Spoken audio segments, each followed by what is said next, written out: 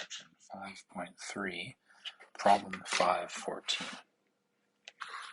In the last video, we introduced Ampere's law. In differential form, Ampere's law says that the curl of our magnetic field is equal to mu naught times our current density, J. And in integral form, that said that the integral of our magnetic field dotted with some closed path is equal to mu naught times I enclosed by that path.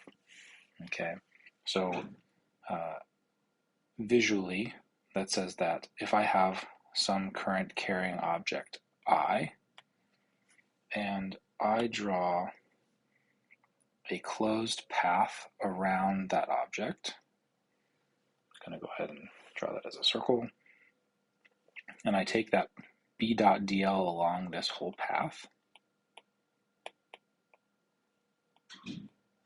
that must be equal to all of the current that pierces through that surface contained by that path.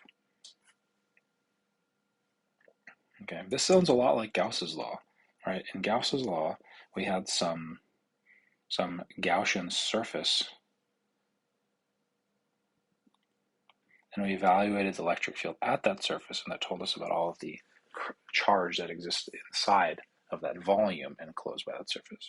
All right, so now the dimensionality is a little bit different, but it's the same idea. Okay. So just as a reminder, we picked our surface with Gauss's law based on some sort of symmetry that made this dot product easy to do.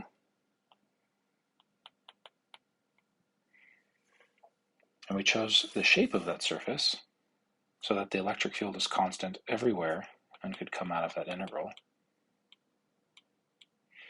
And then this became something that was pretty easy to do. Okay, so we're going to apply the same technique now using Ampere's law to calculate the magnetic field from something that carries current. So I am going to take a wire, again, current I. I'm going to draw my loop, all right, and I can draw any loop I want. This is generally true, but I want to draw some loop that makes these types of integrals easy, or these types of mathematical operations easy. All right, so primarily I want to make this dot product easy. Right, I know that that the loop that I want to draw should make this dot product basically go away, and that means that I need to go ahead and have my path that I'm defining with dl point in the same direction as my magnetic field. Right. We know from the last class that the magnetic field is swirling around, so I know that based on that decision that I want this to be a circle in phi hat in this case. Okay, now I want to be able to take, so that's essentially doing this analogous to here, and now I want to be able to define a path where that magnetic field is constant, so I can take it out of the integral. If that magnetic field is constant, if this is a circle, right? If that is a circle that's centered around this current carrying object, I can pull that out of the integral. Okay. So now it becomes pretty easy, right? I draw an Amperian loop with a radius s.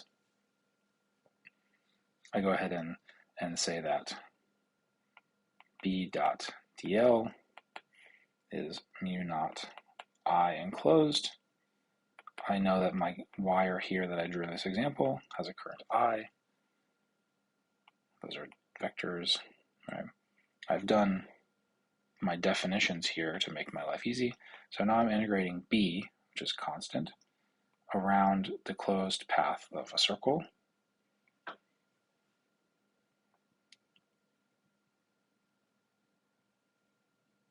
That closed path of the circle is just 2 pi times the radius. So I get B 2 pi s is mu naught I, and therefore B is mu naught I over 2 pi 1 over s. All right, and then I have to add this direction afterwards, where the direction came from the fact that I took this dot product. So that is in the phi hat direction. So let's use Ampere's law in problem 514 to do something a little bit more complicated. Okay, 514, part A, says that I have a steady current I, right? Everything we do is pretty much steady current. It flows down a long cylindrical wire of radius A. Find B everywhere. Okay, well, I guess that's technically the whole question, but in part A, we're going to have a particular type of current distribution. The current here is going to be uniformly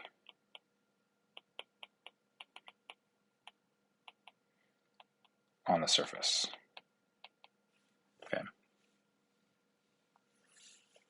So I have a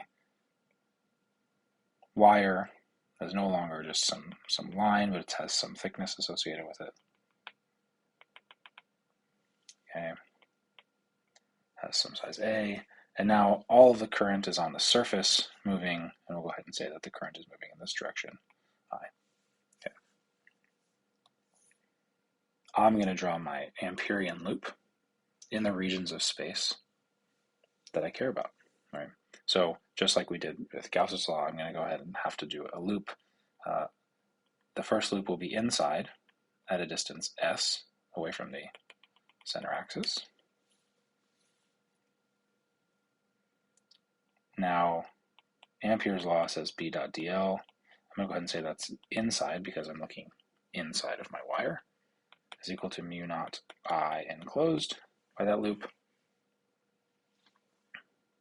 But because the current is all on the surface of my cylinder, none of the current actually goes through the Amperian loop that I made. So that's equal to 0. So therefore, the inside magnetic field is also equal to 0. Let's do outside. All right. I have another loop. Pick a direction. It's still at a distance s away. B out dot dl is equal to mu naught I enclosed by that loop. Well, now once I get outside of my cylinder, the entirety of the current goes through that surface. Right? All right. And we know what the entirety of that current is. It's just I. So this is mu naught I. And I'll do this in a row once again. This is B out dl. My constant magnetic field comes out. My dl in cylindrical coordinates is s d phi, and then area from 0 to 2 pi. I get b 2 pi s equals mu naught I.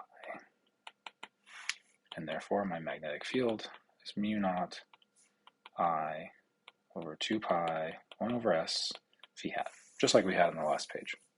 Okay, so that's my outside magnetic field. All right, well, let's do something a little more complicated. Now for part B, the current is not just on the surface, but it's distributed as a volume current density, just some constant K times S. Okay, so let's draw what that looks like just on the side. The radius is determining how much current, so when the radius is 0, or at the center of my wire, I'm not moving any current, and the current gets bigger as I go out towards the edges. Okay, so it looks like that. So you can imagine the scenario. It's going to be a little bit different. Okay. So let's draw our Amperian loop. All right, I'm drawing these in. You can't draw fully 3D here. So this is supposed to be, actually perpendicular to the plane, right? So hopefully that's clear. If you have questions, let me know. If I were to look down the axis of my cylinder, my Amperian loop would look like this. Okay. All right, so inside, B in dot dl is equal to mu naught I enclosed. My left side of my integral is still the same because I have the same symmetry using Ampere's law. So I just get B in 2 pi s. Okay, that's the radius s, and then this is going to be a radius of a. And now to find the total current density, I don't just get to label it I or 0 anymore. I have to actually take the integral. Right, the integral of the total current going through something is now the integral of that current density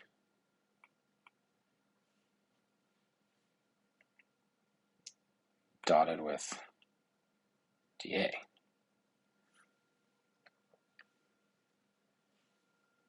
All right, so that becomes mu naught K S. Okay, so the Ks comes from J vector.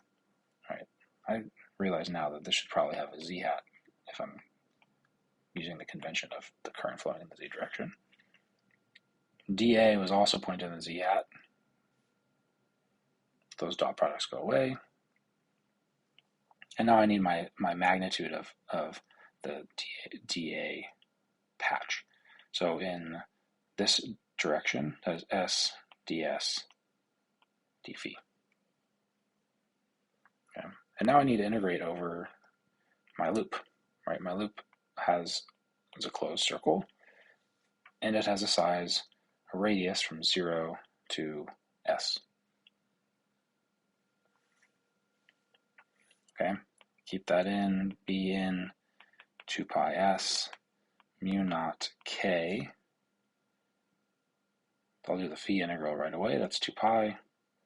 I'm left with the integral from 0 to s of s squared ds mu naught k 2 pi 1/3 s cubed. That looks good to me. So now my inside magnetic field is mu naught k, 2 pi's cancel, I'm left with over 3 times s in the phi hat direction.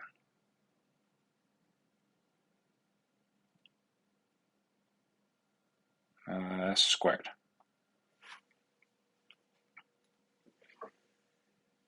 All right, great. So that's an answer.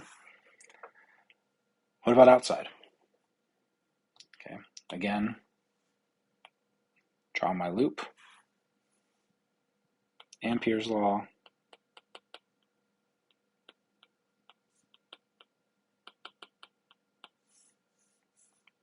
Left side is still the same. B out 2 pi s. Now I need to do the same kind of integral.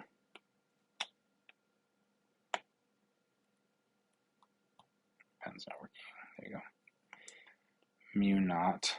But now I need to integrate over all of the region of space that carries current that goes through my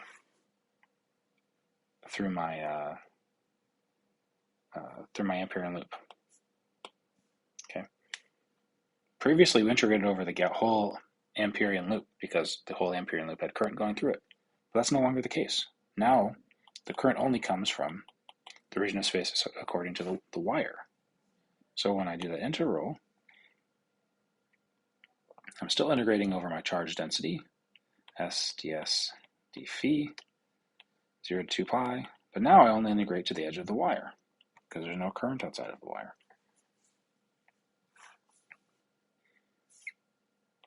All right, I do that integral. It looks a lot like the previous one, so I'm going to skip some math. 1/3 a cubed. All right, and now you notice the difference is that this expression has an a and this expression has an s, so we no longer get these lengths to cancel. B out is now equal to mu naught k over 3 a cubed 1 over s v hat. Great. So outside of the wire, the magnetic field goes to 0 as you go farther and farther away. Just like as you leave a charge distribution, your electric field goes to 0. And inside of the wire, the magnetic field increases as you accumulate more and more current. All right. Sounds good to me.